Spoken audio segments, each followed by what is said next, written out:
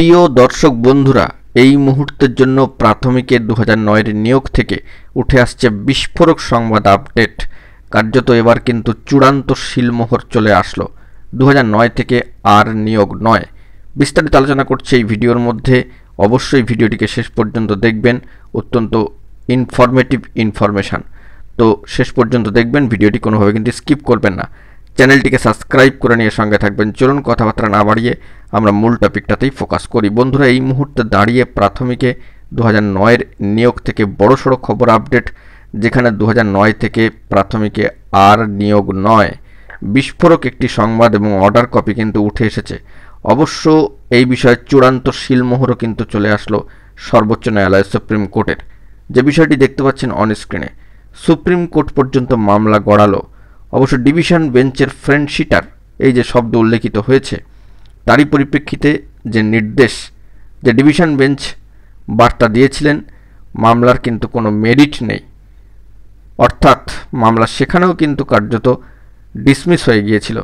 এবং সুপ্রিম কোর্টে দেখা যাচ্ছে যে কাট অফ ডেটের পরে মামলার ক্ষেত্রে নর্থ 24 পরগনা প্রাথমিকের 2009 রিক্রুটমেন্ট প্রসেসে আর কোনো সুযোগ থাকছে না। কার্যত সর্বোচ্চ ন্যায়ালয়ের সুপ্রিম কোর্টের তরফ থেকে এই বার্তায় কিন্তু শিলমোহর দিয়ে দেওয়া হলো। অর্ডার কপি জেনারেটেড হয়ে গেলে তার বিস্তারিত আমরা আরও কিন্তু আলোচনা করতে পারবো বিষয়টিকে নিয়ে। তবে এই মামলার ক্ষেত্রে ফ্রেন্ডশিটার মামলায় ডিভিশন বেঞ্চেরও একই রায় বহাল রাখলো সর্বোচ্চ ন্যায়ালয় সুপ্রিম কোর্ট। এবং সেই সূত্র ধরে একটি বার্তা উঠে আসলো যে নর্থ 24 পরগনা প্রাথমিকে 2009 থেকে আর কিন্তু কোনো নিয়োগ নয়। পরবর্তী ক্ষেত্রে এরকম মামলা হলে কার্যত সেই মামলাও কিন্তু ডিসপোজড বা ডিসমিস হয়ে যাওয়ার চূড়ান্ত সম্ভাবনা থাকবে। ইতিমধ্যেই এই বিষয়ে কিন্তু শিলমোহর চলে আসলো।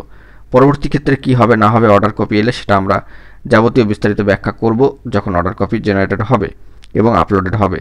কিন্তু এই মুহূর্তে দাঁড়িয়ে একটি বিষয় স্পষ্ট হয়ে গেল যে ফ্রেন্ডশিটার কাট অফ ডেটের বাইরে মামলার ক্ষেত্রে মামলা কার্যত ডিভিশন বেঞ্চ, সিঙ্গেল বেঞ্চ পেরিয়ে সেখান থেকে সিঙ্গেল ডিভিশন হয়ে সুপ্রিম কোর্টে খারিজ হলো। সুপ্রিম কোর্ট চূড়ান্ত শিলমোহর কিন্তু দিয়েই দিলেন। তো সেক্ষেত্রে পরবর্তীকালে এই সমস্ত মামলা এলে কি ভবিষ্যৎ হবে তা আপনাদের কাছে নিশ্চয়ই স্পষ্ট হয়ে গিয়েছে, আর বেশি কিছু বলার নেই। তবে ডিফারেন্ট সিচুয়েশান মালদার ক্ষেত্রে রয়েছে, সাউথের ক্ষেত্রেও কিন্তু সাউথ 2009 ক্ষেত্রেও কিন্তু ডিফারেন্ট সিচুয়েশান রয়েছে। কাট অফ ডেটের বাইরে যারা রয়েছেন তাদের ক্ষেত্রে কি হবে না হবে কোর্ট ম্যাটার এখনও বলা মুশকিল। মামলা সুপ্রিম কোর্টে কিন্তু রয়েছে, সেখান থেকে একটা ক্লারিফিকেশান বা চূড়ান্ত ছাড়পত্র কিন্তু দরকার, তারপর হাইকোর্টের লড়াই। আপাতত নর্থ প্রাথমিকে 2009 থেকে আর কিন্তু নিয়োগ নয়, চূড়ান্ত শিলমোহর কিন্তু চলেই আসলো। অত্যন্ত গুরুত্বপূর্ণ খবর আপডেট। এখন এটুকুই, সকলে ভালো থাকবেন, চ্যানেলটিকে সাবস্ক্রাইব করে নিয়ে সঙ্গে থাকবেন। ধন্যবাদ।